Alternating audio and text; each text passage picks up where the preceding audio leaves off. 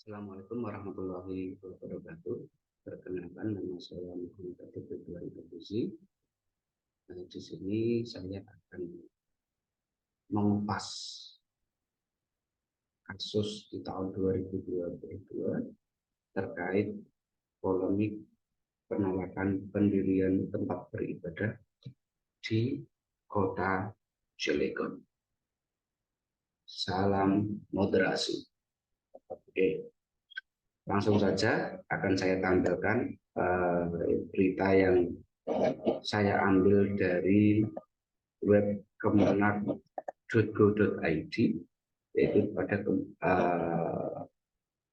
hari Jumat 9 September tahun 2022 yang dipublish pukul 11.33 waktu Indonesia Barat dengan judul mengurai polemik penolakan pendirian gereja di Cilegon. Nah, saya akan membacakan awal mula kasus ini, yaitu pada 7 September tahun 2022 pukul 10.30 sampai dengan 13.30 di kantor DPRD Kota Cilegon dan kantor Wali Kota Cilegon telah berlangsung audiensi oleh Komite Kearifan Lokal Kota Cilegon dan LBH atau Lembaga Bantuan Hukum Pengacara Rakyat Hajah Evi Silvi SHS SHMH, tokoh agama, tokoh masyarakat, ulama, kiai, LSM dan OKP dengan Ketua DPRD Kota Cilegon dan Wali Kota Cilegon, di mana audiensi tersebut diikuti oleh 100 orang dan dihadiri oleh Ketua DPRD Cilegon, Wakil Ketua 1 DPRD Kota Cilegon, juga Wakil Ketua 2 DPRD Kota Cilegon, termasuk juga Kapolres Cilegon. Di dalamnya ada tokoh agama Kesultanan Banten, ada juga tokoh masyarakat Citanggil Kota Cilegon, ada Ketua Pondok Pesantren Waringin Burung, ada juga tokoh masyarakat Merak, tokoh masyarakat di beberapa Kota Cilegon. Nah, di mana pada audiensi tersebut menghasilkan sebuah petisi yang isinya menolak di dalam kain putih sebagai bukti yang sudah ditandatangani oleh Wali Kota dan Wakil Wali Kota Cilegon, kemudian ditandatangani Ketua DPRD, juga ada Wakil Ketua 1, Wakil Ketua 2 DPRD Kota Cilegon, sesepuh ulama Banten, tokoh agama, tokoh masyarakat, ulama LSM dan OKP. Nah, di situ dasar yang digunakan atau dasar penolakan yang dilakukan oleh beberapa orang itu yang notabene tokoh masyarakat dan juga pimpinan atau kepala daerah Kota Cilegon, yaitu bersumber kepada surat keputusan Bupati Kepala Daerah tingkat 2 Serang nomor 189 garing HUT garing SK garing 1975 tertanggal 20 Maret 1975 yang konon mengatur tentang penutupan gereja atau tempat jemaah bagi agama Kristen dalam daerah Kabupaten Serang. Dalam hal ini, beberapa tokoh tadi beralasan bahwa SK tersebut menjadi dokumen yuridis yang menjadi landasan hukum yang mengatur pendirian rumah ibadah selain masjid di wilayah Kabupaten Serang dan Kota Cilegon.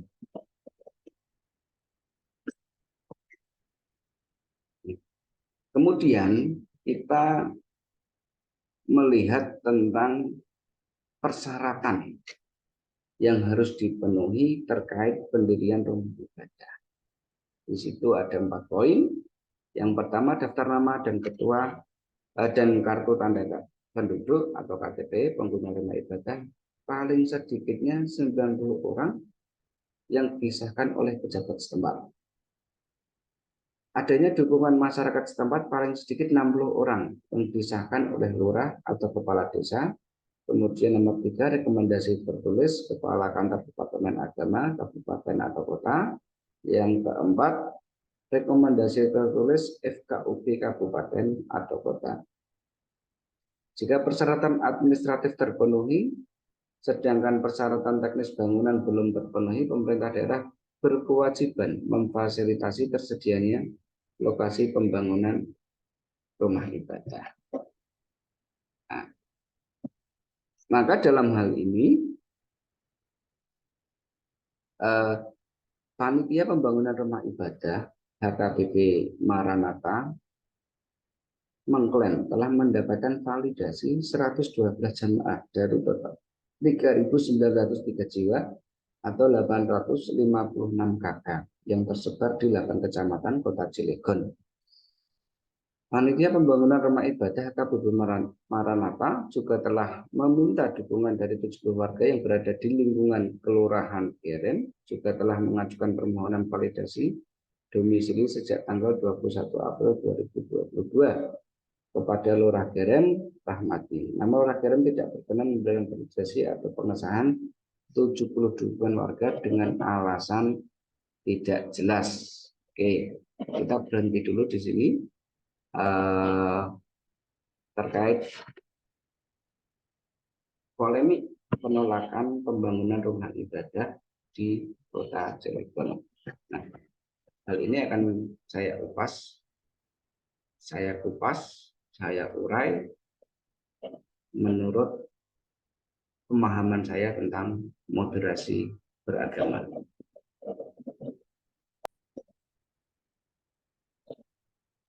Nah, ada 9 kata kunci moderasi beragama.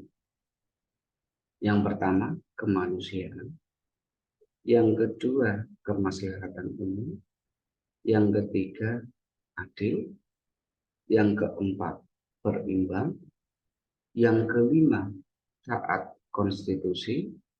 Yang keenam, komitmen kebangsaan.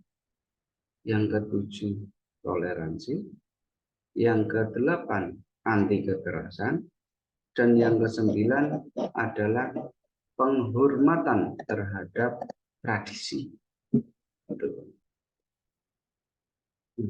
Dari 9 kata kunci moderasi beragama tersebut, kita ambil 4 poin saja sebagai indikator utama dalam moderasi beragama. Yang pertama, ada komitmen kebangsaan. Di sini kita dituntut untuk menerima terhadap prinsip-prinsip berbangsa yang tertuang di dalam konstitusi, dalam hal ini Undang-Undang Dasar 1945 dan regulasi di bawahnya.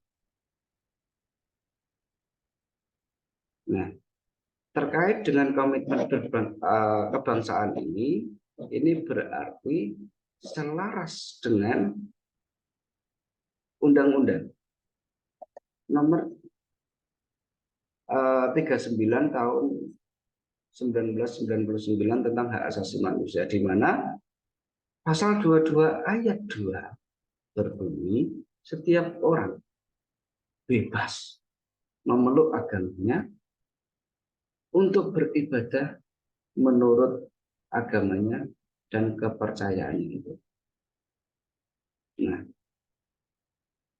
jika kita kaitkan dalam kasus tadi, maka ini tidak terlihat. Kota Cilegon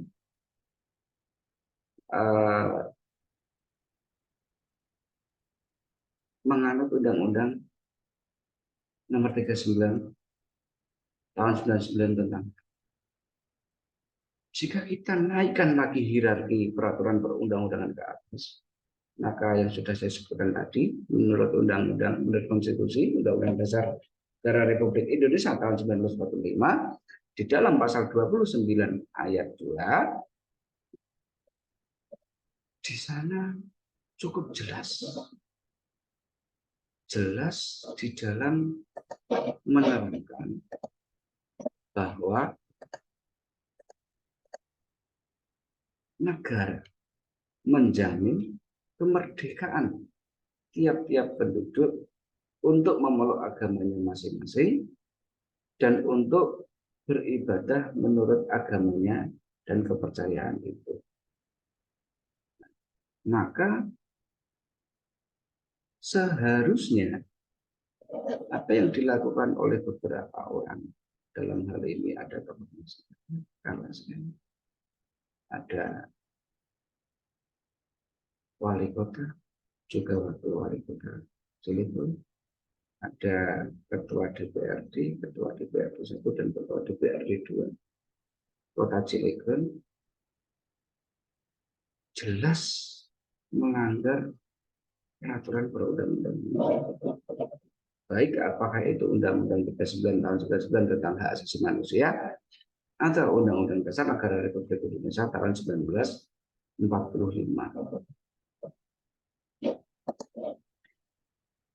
Nah, jika aturan yang diacu oleh pemerintah Kota Cilegon dan beberapa tokoh masyarakat yang tinggal di Kota Cilegon, maka apabila itu tidak bisa menyesuaikan dengan era sekarang ini, pada zaman ini, zaman modern, zaman era abad 21, pada era milenial ini, maka sudah selayaknya perda tersebut harus dirubah. Apabila itu sudah tidak bisa mengikuti zaman, dia harus dicabut. Bukan hanya itu, pembatalan perda juga dilakukan apabila perda yang sudah tidak relevan dengan era sekarang. Karena juga tidak ada lagi objek yang diatur. Nah, bicara tentang perda, perda itu dapat dicabut apabila perda yang ada dianggap menghambat kegiatan investasi dan pembangunan. Misalnya perda-perda yang mengganggu kegiatan masuknya investasi seperti perizinan, apalagi oleh pemerintah Jokowi tentang perizinan ini tidak boleh bertele-tele, harus satu pintu, harus cepat layanan prima.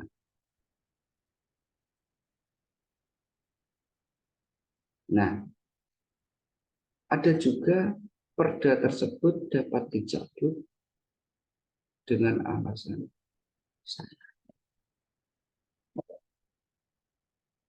seharusnya pemerintah Kota Cilegon tidak serta-merta menerima begitu saja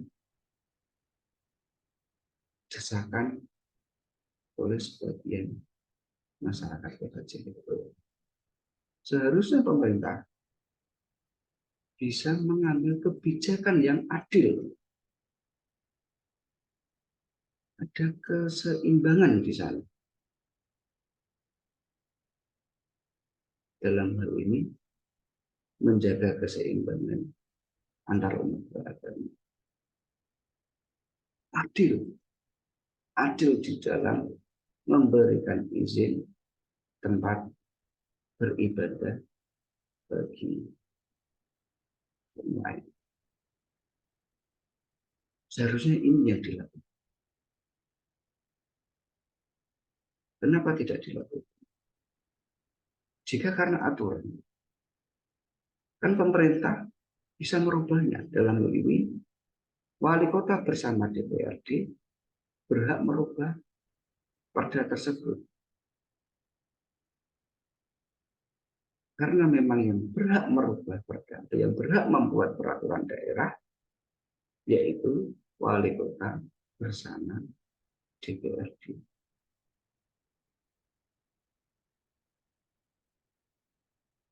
Jika itu dilakukan, alangkah indahnya ketertiban di masyarakat. kota Cilegon. Jika itu dilakukan oleh pemerintah, maka tidak akan ada intoleransi yang berkembang di sana.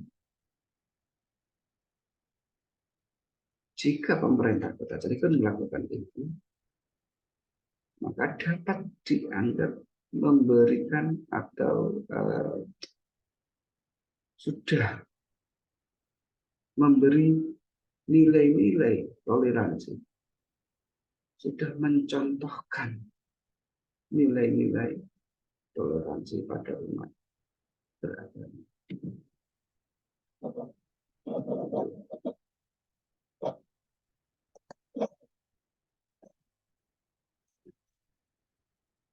Kembali kepada taat konstitusi.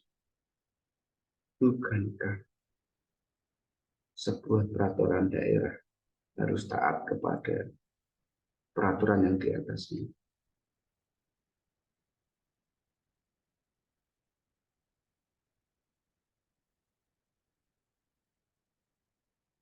Di dalam peraturan perundang-undangan, hierarki peraturan perundang-undangan, kedudukan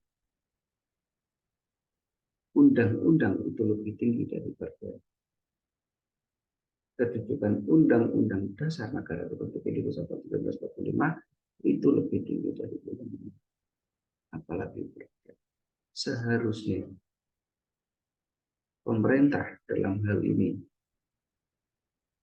wali kota dan wakil wali kota Cilegon bersama ketua dan wakil ketua satu, wakil ketua DPRD kota Cilegon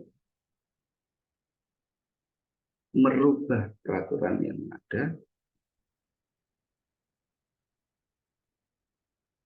agar bisa dirasakan oleh semua penduduk kota Cilegon. Disinilah konstitusi.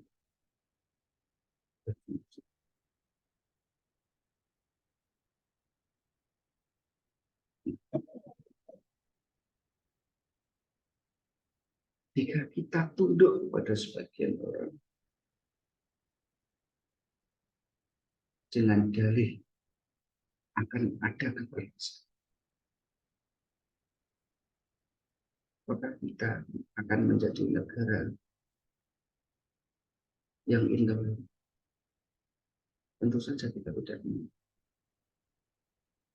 Karena di mata dunia, negara Indonesia adalah negara yang ramah, negara yang berbudi luhur, negara yang mencerminkan anti kekerasan.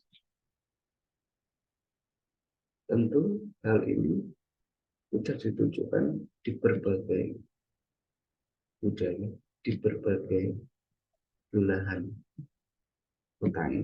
kota-kota atau kabupaten di daerah Indonesia, dengan menunjukkan komitmen kebangsaannya, dengan mencerminkan langkah-langkah moderasi beragama. Saya berharap pemerintah Kota Cilegon akan merubah keputusan tersebut, akan membuat peraturan baru yang menggantikan peraturan yang lama, agar terjamin pasal 29 ayat 2 Undang-Undang Dasar Negara Republik Indonesia, juga di dalam pasal 22 ayat 2 Undang-Undang Nomor 39 tahun 1999 tentang Hak Asasi Manusia, bahwa saya ingatkan lagi, kedudukannya adalah menjadi hak atau setiap orang bebas memeluk agamanya masing-masing dan untuk beribadah menurut agamanya dan kepercayaan. Sekian. Terima kasih. Wassalamualaikum warahmatullahi wabarakatuh. Salam moderasi.